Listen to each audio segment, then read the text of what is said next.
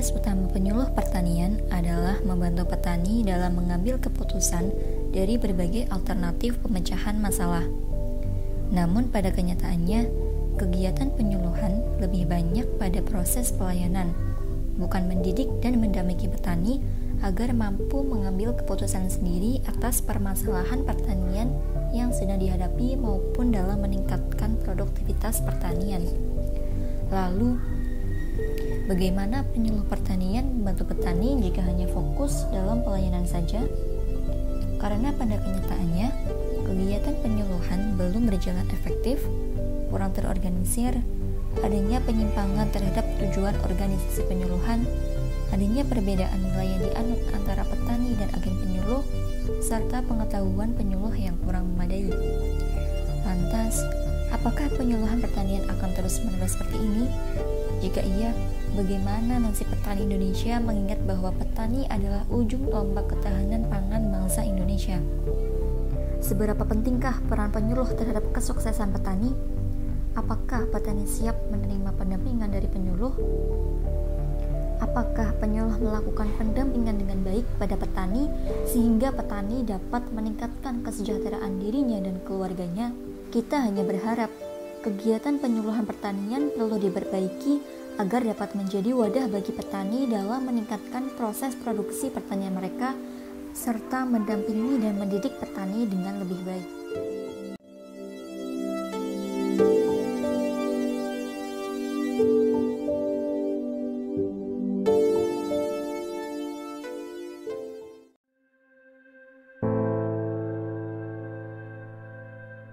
Kartu tani niku sakjane nggih niki kan pun damel mes tunggal tahun kok dereng mantap niku nggih sing marai susah niku nggih niku kedahe niku napa kartu tani niku wong nek mboten beto kartu tani di mahal-mahal harganya 2 kali lipat. Kalau bisa niku nggih kartu tani niku nonton di dadoske dados petani niku nek aja membutuhkan pupuk niku gampil ngoten. Masalahnya nggih kemarin ting pupuk niku nek mboten beto kartu tani harga memang mahal, ngampil-ngampil ting sedereke sing kagungan kartu tani. Nggih pun dibikin tapi kok dereng mandap. Mungal pun dados kok dereng didumkin apa pripun. Tapi tetap berharap enten niku. Nggih tetap berharap niku. Membantu banget. Iya, membantu sekali.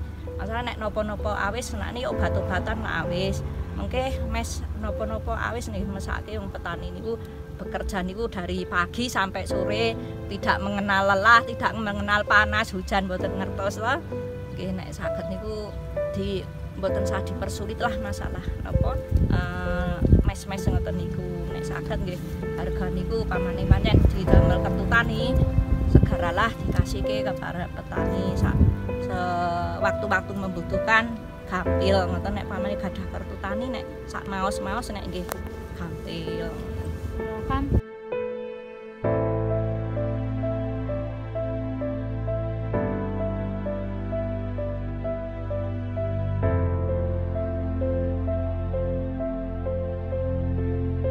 sakjane nggih masalahe saged nganu ngen niku Mbak. Pamane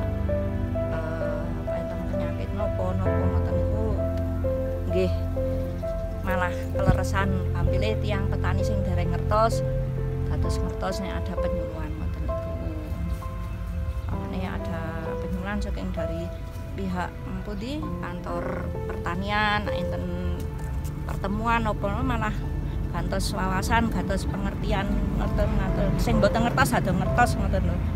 Petani kan membutuhkan juga ilmu saking anu mboten ming anu kiambak.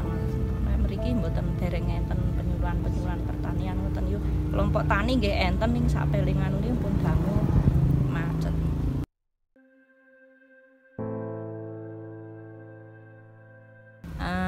Harga nggih stabil lah.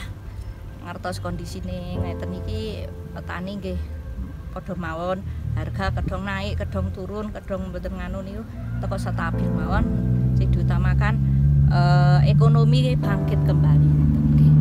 Petani nggih juga mengharapkan sik ngoten niku.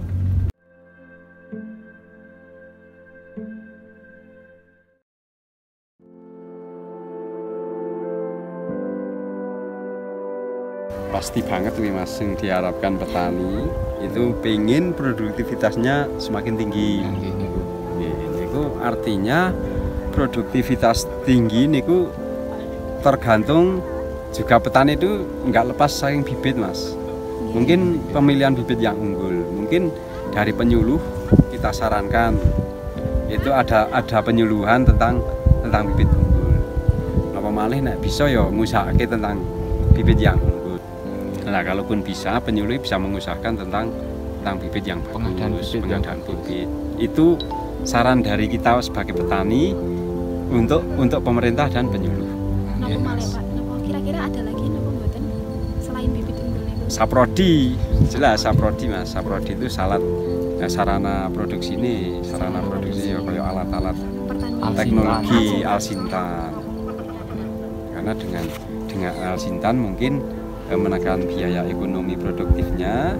Akhirnya walaupun harga di standar bawah itu kita masih ada untung.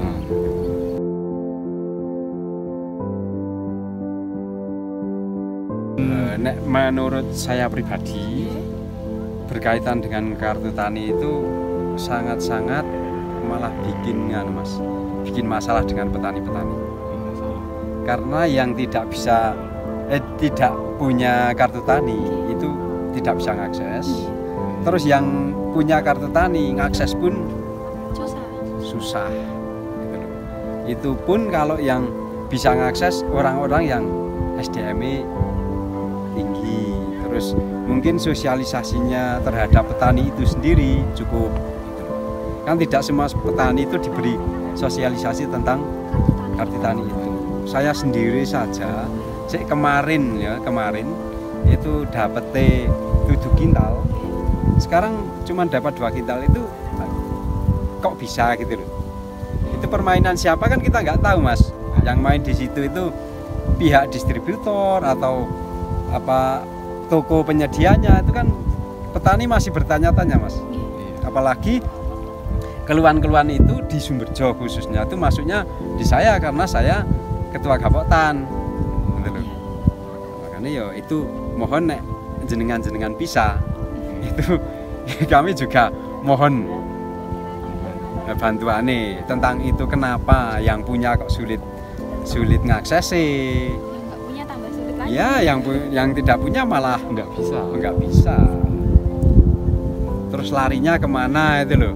Artinya larinya kemana kalau yang diambil, katakanlah saya punya kartu tani, kuota saya 1 ton misalkan, yang saya ambil 2 kintal, yang 8 kintal masuk kemana? Itu kan masih pertanyaan. Dengan kartu tani itu banyak permasalahan. Itu intinya, bukannya solusi tapi menambah masalah. Iya, menambah masalah.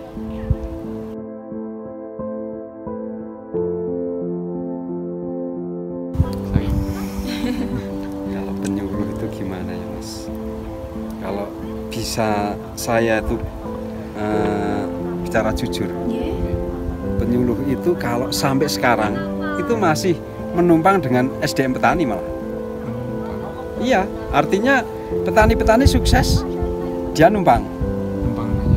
Iya, numpang pengalaman di petani gitu loh. Artinya malah penyuluh itu menyerap ilmu dari petani gitu.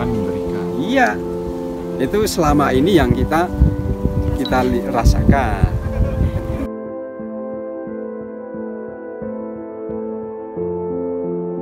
Tambah ilmu kita salurkan biasanya Mas. Ilmu itu kan cara wong Jawa.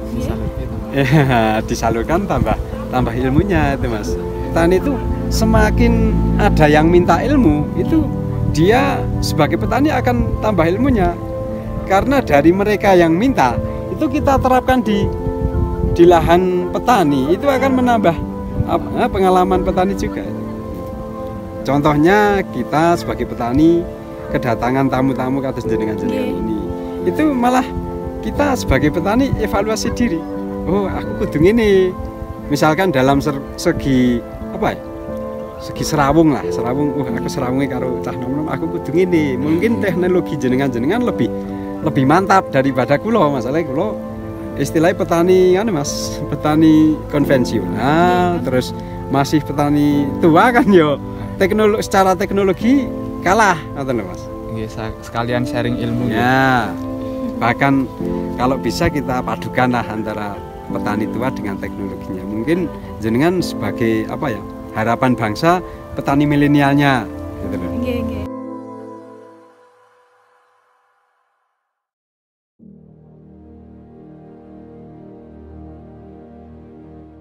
Waktu fungsi penyuluh itu pertama adalah tugasnya pokok dan fungsi penyuluh itu menyampaikan informasi kepada petani.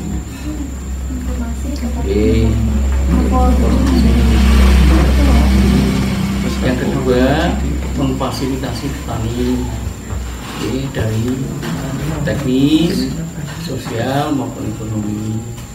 Yang ketiga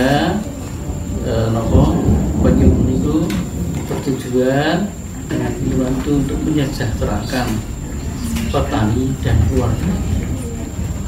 Itu tupoksinya.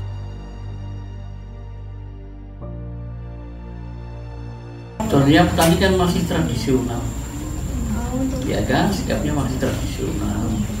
Dia masih menggunakan cara-cara yang lama. Padahal kan bertani itu lebih efektif dan efisien. Saya menghasilkan. Itu perlu berubah. Contoh yang paling konkret pembuatan pupuk. Ya kan kalau pupuk dari alam, nunggunya kan lama sampai jadi yang eksperimentasi lebih cepat. Terus petani, umpamanya penggunaan benihnya kan harus unggul. Dulu kan turun-temurun sikapnya itu dia turun-temurun. Nah, dengan membuat benih unggul dengan tata cara yang ada, bisa produksinya akan makin meningkat.